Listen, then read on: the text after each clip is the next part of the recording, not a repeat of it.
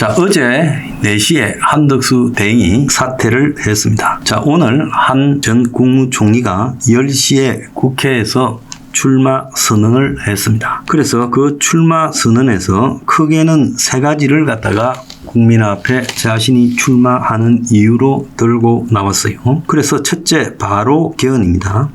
그래서 임기 첫날 대통령 직속 개헌 지원 기구를 만들고, 그래서 첫 해에 개헌안을 마련하고 2년 차에 개헌을 완료하고 3년 차에 새로운 헌법에 따라 총선과 대선을 실시한 뒤 곧바로 직을 내려놓겠다.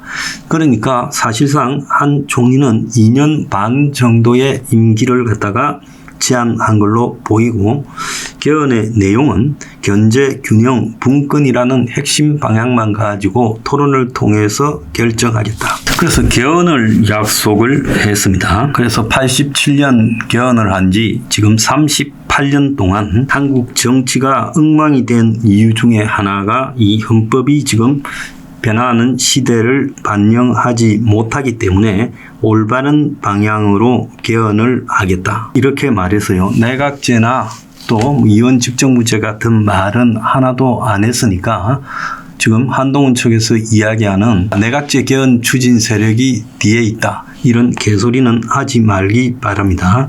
두 번째는 통상 해결을 약속했는데 미국발 관세 폭풍이 우리나라에 지금 덮치고 있다. 그래서 통상 현안 글로벌 무역 적자 속에서 지금 굉장히 어려운 처지다.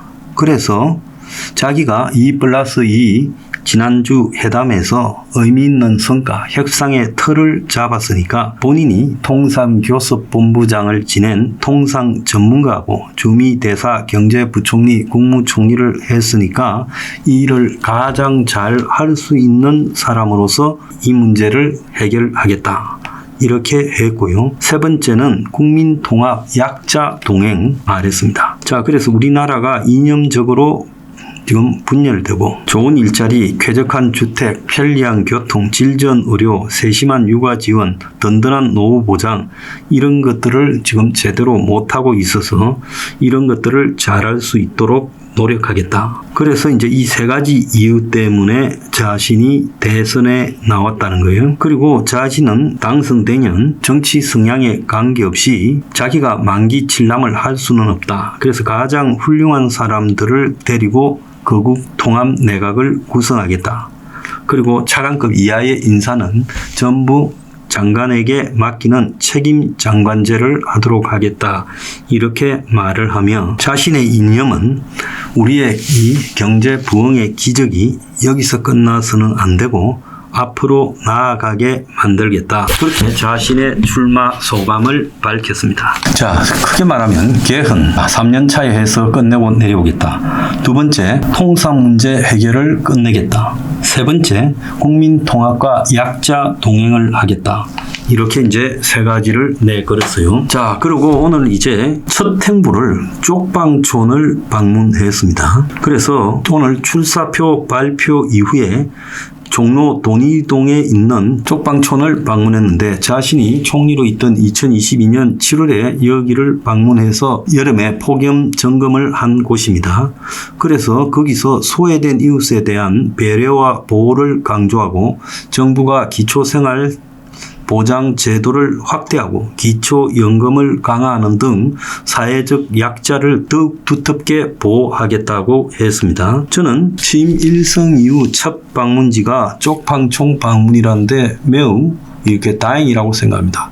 사실 뭐 이런 걸 어떻게 했으면 좋겠냐고 누가 이제 저한테 묻길래 취임 이후에 제일 먼저 해야 될 것은 서울역에 노숙자를 가든지 아니면 가장 약한 취약계층을 찾아가야 된다, 이렇게 말했는데 이런 곳에 잘 갔네요. 자, 그러면서 이제 개헌에 찬성하는 분은 누구와도 협력할 거고 필요시 통합하겠다고 한 부분을 보면 한대행이 반의견연합을 구성하겠다라는 의지를 구체적으로 밝혔습니다. 그래서 자신의 임기를 단축하고 반의견연합으로 가겠다라는 것이 이번에 대선에 나선 목표라는 걸 분명히 강조했어요. 자, 지금 좌파들은 조희대 재판관이 희대의 판결로 한국의 정치 지옥을 였다. 외신들은 한국이 대혼란 상태에 빠져들었다. 이렇게 말을 하고 있습니다. 자, 민주당은 김민석이가 나서서 한덕수 상황실을 꾸린 사람이 정직 국정원 간부다 이런 소리를 하면서 공격을 하고 있어요. 그러면서 2달 전부터 대선 출마를 마음에 먹고 있었고 그러면서 총리의 직위와 급여 등을 이용했다고 이제 고발을 하겠다 했고 조국당이 벌써 고발을 했습니다. 그래서 한대행에 대한 끊임없는 공격이 이제 저쪽에서 재개될 거예요. 한대행은 오늘 출사표를 발표한 다음에 쪽방촌을 거치고 그리고 광주로 내려가 5.18 묘지에 참배한다는 거예요. 이걸 가지고 보수 쪽에서 비난하지 맙시다. 이것은 호남 민심을 공략해서 단일화 효과를 극대화하겠다라는 입장이에요. 자, 오늘 나온 MBS 조사에 따르면 한덕수 대행이 나서서 사자 대결을 할 때 이재명 46, 한덕수 31이었는데 자, 이것은 한대행이 사퇴하거나 출사표를 던지고 이재명의 유죄 취지 파기 환송이 나오기 전이었기 때문에 실질적으로 아마 한대행의 지지율이 더 올라갈 거라고 저는 보고 있습니다. 그래서 앵그리 블루가 지난 금요일 날 광화문 일대에서 집회를 했습니다마는 여론조사 회사들의 여론 조작과 언론의 선동 보도가 이재명의 유죄 취지 파기 환송 뒤에 대선 양상이 급변하면서 사실상 좀 기가 죽을 거라고 보고 있습니다. 그래서 언론들의 선동 보도 그리고 여론조사의 장난질이 좀 둔화될 거다. 그래서 한대행이 국민의힘의 저 양도토리 2명보다는 지지가 훨씬 앞서 갈 거라고 저는 보고 있습니다. 오늘 한대행이 광주를 가면 또 이 좌빨 단체들이 이재명 끈앞풀들이 다 나와서 방문 반대한다고 난리를 치겠지요. 자, 한덕수 캠프에서는 국민의힘의 대표를 지낸 바 있는 호남 출신 이정현이가 합류를 했고 또 KBS, MBC 기자 출신들이 캠프 대변인으로 지금 내정이 됐고 한덕수 총리를 보좌하던 비서실장 등 참모들이 전부 그만두고 나와서 한덕수 캠프에서 일을 하고 있을 걸로 보여요.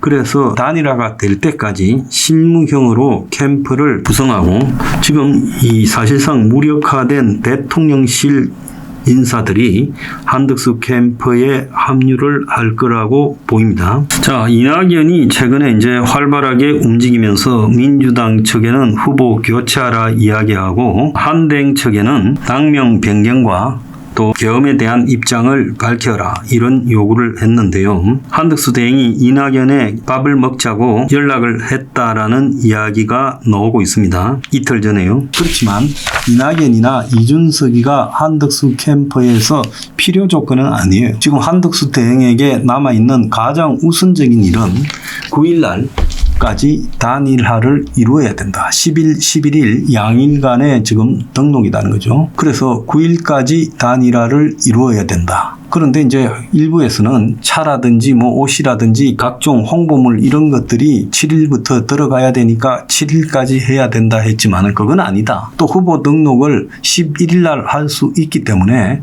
10일까지는 저는 시간이 있다고 보고 있습니다. 여기서 이제 등장할 문제들은요. 이게 이제 가장 중요한 건데 단일화가 원만하게 되지 않고 각종 장난이 나오면서 시간을 끌 확률이 커졌다는 거예요. 그것은요, 유죄 취지 파기 환송이 그렇게 만든 측면이 있다.